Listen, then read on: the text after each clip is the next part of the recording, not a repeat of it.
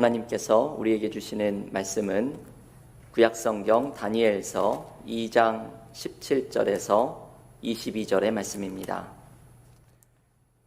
이에 다니엘이 자기 집으로 돌아가서 그 친구 하나냐와 미사엘과 아사랴에게 그 일을 알리고 하늘에 계신 하나님이 이 은밀한 일에 대하여 불쌍히 여기사 다니엘과 친구들이 바벨론의 다른 지혜자들과 함께 죽임을 당하지 않게 하시기를 그들로 하여금 구하게 하니라. 이에 이 은밀한 것이 밤의 환상으로 다니엘에게 나타나 보임에 다니엘이 하늘에 계신 하나님을 찬송하니라. 다니엘이 말하여 이르되 영원부터 영원까지 하나님의 이름을 찬송할 것은 지혜와 능력이 그에게 있음이로다. 그는 때와 계절을 바꾸시며 왕들을 패하시고 왕들을 세우시며 지혜자에게 지혜를 주시고 총명한 자에게 지식을 주시는도다. 그는 깊고 은밀한 일을 나타내시고 어두운 데 있는 것을 아시며 또 빛이 그와 함께 있도다. 아멘. 하나님의 말씀입니다.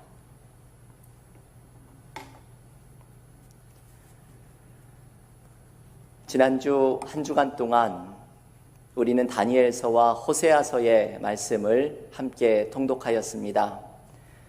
오늘은 지난주 제가 다니엘서를 읽으면서 은혜를 받았던 한 대목을 함께 묵상하려고 합니다. 다니엘서는 바벨론의 포로로 끌려온 다니엘과 세 친구들이 바벨론의 포로지에서 삶의 시련을 이겨내는 이야기가 담겨 있습니다. 요즘 저는 코로나 시대에 우리들이 처한 상황이 마치 바벨론 포로지에서 고통을 당하고 있는 이스라엘 백성들과 비슷하다는 생각이 들어서 오늘과 같은 본문을 읽을 때마다 많은 생각을 하고 은혜를 받고 있습니다. 오늘 묵상하는 다니엘서 2장에는 다니엘이 경험했던 특별한 위기가 등장을 합니다. 이 위기는 바벨론 왕의 꿈으로부터 시작이 됩니다. 바벨론 왕 느부갓네살이 꿈을 꾸는데 이 꿈이 무언가 특별한 의미를 담고 있는 생각이 들어서 마음이 심히 불안해집니다. 이 꿈의 의미를 알고자 바벨론의 지혜자들을 불러 모읍니다. 이 바벨론의 지혜자들이 모이는 가운데 다니엘도 포함이 됩니다. 그런데 왕은 자신이 어떤 꿈을 꾸었는지 말해주지 않으면서 다니엘을 비롯한 바벨론의 지혜자들에게 자신이 꾼 꿈이 무엇인지 말하게 하고 그 해석까지 요구합니다. 게다가 꿈의 해석을 말하지 못하면 모두 처형하겠다고 위협하기까지 합니다. 다니엘은 이러한 죽음의 위협 앞에 새로운 위기를 맞이하게 된 것입니다. 절대절명의 위기 앞에서 다니엘이 어떻게 이 위기를 극복해 나가는지가 오늘의 본문이 우리에게 전해주려는 메시지입니다. 다니엘은 자신에게 처한 위기를 두 가지의 방법으로 이겨나갑니다. 첫째는 기도입니다. 다니엘서에 계속해서 나오는 장면이지요. 다니엘이 집으로 돌아와서 믿음의 동역자들인 세 친구들에게 이렇게 말합니다. 오늘 본문 다니엘 2장 18절의 말씀을 다시 한번 읽겠습니다. 하늘에 계신 하나님이 이 은밀한 일에 대하여 불쌍히 여기사 다니엘과 친구들이 바벨론의 다른 지혜자들과 함께 죽임을 당하지 않게 하시기를 그들로 하여금 구하게 하니라. 아멘. 여러분, 이 말씀에서 다니엘은 자신의 친구들 하나냐, 미사엘, 아사랴에게 하나님께서 불쌍히 여기사 우리가 죽임을 당하지 않게 해달라고 구하게 하겠다고 말을 합니다. 쉽게 말하면 기도를 부탁하겠다는 것이죠. 여러분, 여기에서 다니엘의 태도가 참 겸손합니다. 하나님이 불쌍히 여기셔서 혹시 우리에게 은혜를 베풀어 주시기를 기도하자고 말하겠다는 것입니다. 다니엘은 하나님을 자신의 뜻대로 컨트롤하려고 하지 않습니다. 기도하는 사람이 가져야 할 모습이 바로 이것이지요. 하나님이 은혜를 베풀어 주시기를, 하나님께서 불쌍히 여겨주시기를, 하나님의 뜻과 계획이 내 삶에 이루어지기를 겸손히 신뢰하면서 나아가야 합니다. 여러분, 다니엘의 이 모습이 믿음의 사람들이 위기를 극복하는 방법입니다. 바로 기도하는 것입니다. 강혜윤이라는 구약성서학자는 다니엘 연구서인 두려움이 삶을 삼켜버려도 라는 책에서 다니엘과 바벨론의 다른 지혜자들 사이의 차이가 여기에 있다고 강조합니다. 다니엘은 기도했다는 것이죠. 이 책의 제목이 다니엘서의 배경을 잘 보여줍니다. 두려움이 삶을 삼켜버려도. 이 구약학자의 다니엘서 연구서의 이 제목은 다니엘서의 배경이 두려움이 삶을 삼켜버리는 상황임을 보여줍니다. 지금 다니엘서 2장도 목숨이 위협받는 위기 앞에서 두려움이 삶을 삼켜버릴 듯이 달려드는 상황입니다. 이때 다니엘은 기도로 하나님 앞에 나아갑니다. 특별히 기도의 동역자들과 함께 중보 기도에 무릎을 꿇습니다. 원래 기도는 극심한 고통 중에서 그 간절함이 탄생하는 법입니다. 삶의 극심한 고통 속에서 하나님 앞에 간절히 기도할 때 하나님은 삶의 새로운 길을 내시고 하나님의 선하신 뜻 가운데 우리를 인도하여 주시는 은혜를 베풀어 주십니다. 종교개혁자인 마틴 루터가 쓴 기도에 대한 책 가운데 단순한 기도라는 책에 보면 기도에 대해서 이렇게 말합니다. 여러분 한번 귀를 기울여서 잘 들어보십시오. 십계명에서 하나님의 이름을 망령되이 부르지 말라는 말은 거룩한 그분의 이름을 찬양하고 모든 위급한 순간에 그분의 이름을 부르며 기도하라는 명령입니다. 그분의 이름을 부르는 것이 곧 기도입니다. 바른 기도라면 절박함이 배어 있어야 합니다. 우리를 짓누르는 그 절박함이 하나님을 향한 부름으로, 외침으로 나타납니다. 여러분, 여기에서 루터가 정의하는 기도의 본질을 잘 보십시오. 기도는 하나님의 이름을 부르는 것입니다. 특별히 절박함 속에서 하나님의 이름을 부르는 것입니다. 루터는 바른 기도에는 절박함이 배어 있어야 하고, 기도는 우리를 짓누르는 절박함 속에 하나님을 향한 외침으로 터져 나오는 것이라고 강조합니다. 이 절박함 속에서 하나님의 이름을 부르는 기도가 바로 다니엘이 승리한 방법입니다. 여러분, 기도는 바로 우리의 삶의 위기를 이겨나가는 방법입니다. 예수께서 마가복음 9장 29절에서 제자들에게 이렇게 말씀하십니다. 기도 외에는 다른 것으로는 이런 종류가 나아갈 수 없느니라. 삶의 문제를 해결하는 은혜, 우리의 절박한 현실을 이겨나가는 은혜를 발견하는 방법은 기도밖에는 없습니다. 교우 여러분, 요즘 우리의 삶에는 많은 문제와 어려움이 있습니다. 정신적으로도 힘들고 영적으로도 에너지가 많이 고갈된 것을 느낍니다. 이런 우리들에게 오늘 다니엘은 강조합니다. 기도가 삶의 위기를 극복하는 방법입니다. 우리의 삶에 찾아오는 삶의 어려움은 기도하라고 주어진 시간입니다. 바른 기도는 절박함 속에서 외치는 것입니다. 그때 우리는 우리의 길을 열어주시고 하나님의 뜻 속에서 내 삶을 바라볼 수 있게 만들어주시고 성령이 주시는 충만하게 하시는 은혜를 경험하게 됩니다. 여러분 기억하십시오. 기도가 살 길입니다. 기도가 우리의 생명줄입니다. 우리의 삶의 절박함 속에서 드리는 간절한 기도 가운데 하나님께서 새 길을 열어주시는 은혜를 경험하는 믿음의 교우들이 되시기를 기원합니다. 두 번째, 다니엘이 삶의 위기를 극복한 방법은 하나님께서 어떤 분이신가를 발견하고 하나님에 대한 믿음을 고백한 것입니다. 다니엘은 기도 가운데 하나님께 이렇게 믿음을 고백하며 나아갑니다. 오늘 본문 21절 말씀을 다시 읽겠습니다. 그는 때와 계절을 바꾸시며 왕들을 패하시고 왕들을 세우시며 지혜자에게 지혜를 주시고 총명한 자에게 지식을 주시는도다. 아멘.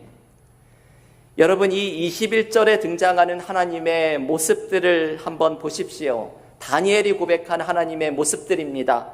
하나님은 때와 계절을 바꾸시고, 이 말씀은 하나님이 모든 창조 세계, 자연 만물을 붙들고 인도하시는 창조주 하나님임을 고백합니다. 그리고 왕들을 패하시고 왕들을 세우시며, 이 말씀은 하나님께서 이 세상의 모든 권력자들을 세우시고 멸망하시게 하는 역사의 주관자이심을 알려줍니다. 지금 느부갓네살 왕이 절대 권력을 가진 것처럼 꿈도 말해주지 않으면서 그 해석을 말하지 않으면 죽이겠다고 위협하는 폭군처럼 굴고 있어도 사실은 이 느부갓네살도 하나님께서 세우시고 하나님이 패하실 수 있는 존재라는 것입니다. 세상과 역사의 주인은 하나님이시라는 고백입니다. 그리고 마지막으로 21절에 나오는 표현, 지혜자에게 지혜를 주시고 총명한 자에게 지식을 주시는도다. 이 말씀은 하나님께서 우리의 인생에 지혜와 지식을 주시는 우리의 삶의 주인이라는 의미입니다.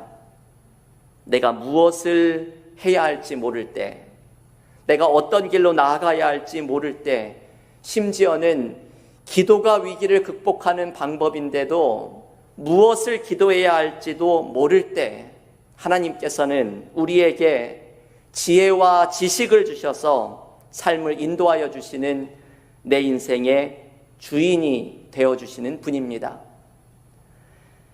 여러분, 이 21절 말씀에는 다니엘이 고백하는 하나님의 모습이 이렇게 세 가지가 나옵니다.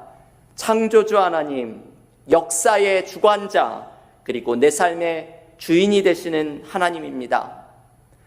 이러한 하나님을 고백하는 믿음이 바로 다니엘이 위기를 극복하는 방법입니다. 여러분 한번 생각을 해보십시오. 내가 믿고 있는 하나님이, 내가 기도드리고 있는 하나님이 온 세상 만물을 주관하시는 창조주이고, 느부갓네살 왕이 저렇게 말도 안 되는 위협을 해도 이 왕도 세우시고 패하시는 역사의 주관자가 되시고, 그리고 하나님이 나의 삶의 길을 인도하시는 인생의 주인이심을 안다면 도대체 우리는 무엇을 두려워할 것입니까? 삶의 두려움과 위기를 극복하는 방법은 바로 이 믿음입니다. 내가 창조주 하나님, 역사의 주관자, 내 삶의 주인 되시는 하나님의 손 안에 있음을 기억하고 신뢰할 때 우리는 폭풍처럼 몰아치는 삶의 위기 앞에서 승리하는 은혜를 경험할 수 있습니다. 한국에서 홈리스 사역과 호스피스 사역을 하시는 유정옥 사모님이 쓴 책에 이런 이야기가 소개가 됩니다. 유정옥 사모님이 한국의 중계동에 있는 교회에 처음에 들어가게 될 때에 있었던 일이라고 합니다. 여러 가지 문제가 휘말려서 건축주와 교회가 법적인 문제에 어려움을 겪고 있고, 그래서 교회가 새로 건축한 건물 안으로 이사하는 것이 어려운 상황이었다고 합니다. 하지만 유정옥 사모님이 하나님을 의지하는 마음으로 장맛비가 쏟아지는 밤 1시경 교인들과 함께 교회의 물건들을 새 건물로 옮겼습니다. 건축주는 경비원을 사서 아무도 건물에 들어오지 못하도록 지켰지만 유사모님이 이사한 그날에는 장맛비가 쏟아지는 늦은 밤이어서 경비원들은 문을 활짝 열어놓고 술판을 벌이고는 잠이 들었습니다. 그래서 아무런 제재도 없이 환히 불이 켜져 있는 건물 안으로 들어가게 되었습니다. 다음 날 건축주가 헐레벌떡 달려와서는 이렇게 말합니다.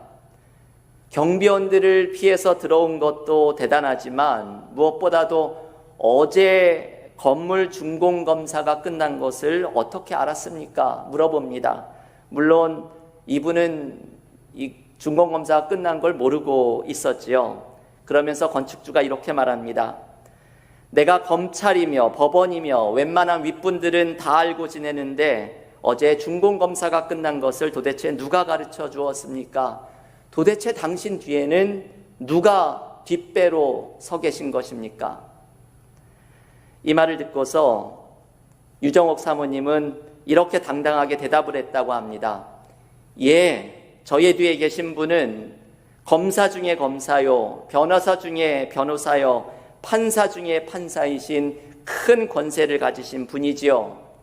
그랬더니 건축주가 이렇게 말하더랍니다. 그럼 청와대? 그러면서 이 건축자는 얼굴이 새파랗게 질려서 단번에 교회와 맞붙은 고소를 취하하였습니다. 여러분, 이 이야기가 다니엘이 말한 고백과 너무나 비슷하지요. 우리의 뒤에는 청와대와 백악관을 넘어서는 천지를 지으신 하나님, 역사의 주관자, 인생의 주인이 되시는 하나님께서 함께 하십니다. 이 하나님에 대한 깊은 신뢰가 우리로 삶의 위기를 넘어서도록 만듭니다. 그리고 여러분, 이 하나님께서 우리의 삶에 당신의 깊고 은밀한 일을 나타내십니다. 우리는 하나님의 깊고 은밀한 일이 나의 삶 속에, 지금 이 어려운 삶 속에 나타나게 될 것을 신뢰하면서 나아가야 합니다. 오늘의 본문 다니엘서 2장 22절의 말씀을 다시 한번 보십시오. 그는 깊고 은밀한 일을 나타내시고 어두운 데에 있는 것을 아시며 또 빛이 그와 함께 있도다. 아멘. 여러분, 이 22절 말씀의 첫 구절을 잘 보십시오. 그는 깊고 은밀한 일을 나타내시고, 이 다니엘서 2장에 이 표현이 반복이 됩니다. 하나님께서 느부갓네살 왕이 꾸었던 하나님의 깊고 은밀한 일을 다니엘에게 보여주십니다. 하나님께서는 우리의 삶 속에서도 깊고 은밀한 일을 나타내십니다. 하나님께서 나타내시는 깊고 은밀한 일이란 나의 삶을 향한 하나님의 계획입니다. 깊고 은밀한 하나님의 계획의 특징을 사도 바울은 로마서 11장 33절에서 이렇게 선언합니다. 깊도다 하나님의 지혜와 지식의 풍성하며 그의 판단은 헤아리지 못할 것이며 그의 길은 찾지 못할 것이로다. 아멘. 여러분, 이 로마서 11장 33절에서 바울은 하나님의 계획이 헤아리지 못하고 인간은 하나님의 길을 찾지 못하는 신비로운 성격임을 강조합니다. 이것이 깊고 은밀한 하나님의 계획입니다. 바울은 하나님의 계획이 헤아리지 못하고 인간은 하나님의 길을 찾지 못하는 신비로운 성격을 강조합니다. 하나님의 계획은 신비하게 이루어지기 때문에 깊은 것이고, 하나님의 계획은 우리의 기대를 넘어서서 역사하기에 은밀한 것입니다. 그리고 여러분, 하나님의 깊고 은밀한 계획이 우리를 살립니다. 하나님이 나타내시는 깊고 은밀한 일은 우리에게 미래를 열어주고 희망을 주는 것이기 때문입니다. 이면수 목사님이 쓴 내가 누구를 두려워하리요 라는 책은 이 책 전체가 마치 다니엘서와 같은 책입니다. 다니엘이 바벨론 포로지에 두려움이 삼킬 것 같은 삶의 상황에서 믿음으로 이겨낸 것처럼 이면수 목사님은 북한에 억류되어 있었던 2년 반 동안을 믿음으로 이겨낸 은혜를 이 책에서 소개해 줍니다. 이분이 북한의 감옥에서 고생하면서 그곳에서 벗어나게 해달라고 하나님께 조르면서 기도를 드릴 때마다 하나님이 주셨던 말씀이 하나 있었다고 합니다. 욥기 23장 10절의 말씀입니다. 내가 가는 길을 그가 아시나니 그가 나를 단련하신 후에는 내가 순금같이 되어 나오리라. 아멘. 이 말씀 속에서 이면수 목사님은 내가 가는 길을 주가 아신다라는 말씀이 깊이 다가왔다고 합니다. 그리고 이런 생각이 든 것이지요. 주님께서 내가 가는 길을 아시면 내가 더 이상 조를 필요가 없지 않을까? 하나님의 뜻이 있어서 허락하신 연단이라면 주님의 시간을 기다려야 하지 않을까? 이런 생각을 하면서 이면수 목사님은 그 오랜 북한에서의 억류 생활을 이겨냈다고 합니다. 여러분, 이분은 하나님의 깊고 은밀한 계획을 신뢰하신 분입니다. 하나님의 깊고 은밀한 계획이 이루어지고 그리고 결국 그것이 나를 살릴 것이라는 사실을 믿음으로 붙들고 나아간 것입니다. 천지의 창조자, 역사의 주관자, 내 삶의 주인이신 하나님의 계획을 신뢰하면서 나아갈 때 우리는 삶의 위기를 이겨내는 힘을 발견하게 됩니다. 교회 여러분, 우리의 삶은 하나님의 손 안에 있습니다. 하나님은 우리의 삶에 계획을 가지고 계십니다. 하나님의 계획은 깊고 은밀합니다. 신비하고 놀랍습니다. 비록 우리의 삶이 많은 어려움과 위기 가운데 있지만 우리의 절박한 기도에 응답하시고 깊고 은밀한 일을 펼쳐내시는 하나님을 신뢰하며 믿음으로 승리하는 교우들이 되시기를 바랍니다. 교우 여러분, 오늘 이 다니엘서 2장을 통해 우리에게 주신 위기를 극복하는 방법을 기억하십시오. 기도의 줄을 놓지 마십시오. 기도가 우리의 살 길입니다. 믿음을 잃지 마십시오. 하나님의 신비하고 놀라운 계획이 지금도 우리의 삶 속에 펼쳐지고 있습니다. 하나님에 대한 믿음과 기도의 능력으로 삶의 위기를 이겨나가는 믿음의 교우들이 모두 되시기를 주님의 이름으로 간절히 축원합니다. 함께 기도하겠습니다.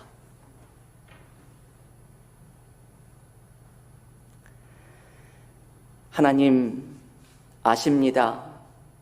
우리의 삶의 두려움이 우리를 삼킬 것처럼 달려드는 삶의 어려움을 하나님께서 아십니다.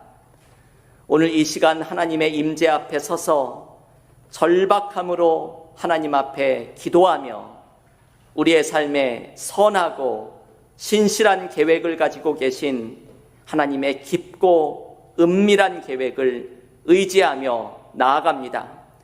우리의 삶의 모든 것을 기도가 생명줄임을 붙들고 하나님 앞으로 나아가게 하시고 천지의 창조자, 역사의 주관자, 내 삶의 주인 되신 하나님께서 지금도 나의 삶 속에 깊고 은밀한 계획을 펼쳐나가심을 의지하고 신뢰하면서 이 믿음 가운데 용기를 얻고 새 힘을 얻으며 하나님과 동행하며 승리하는 믿음의 삶이 되게 하여 주시옵소서. 모든 말씀 예수님의 이름으로 기도하옵나이다. 아멘.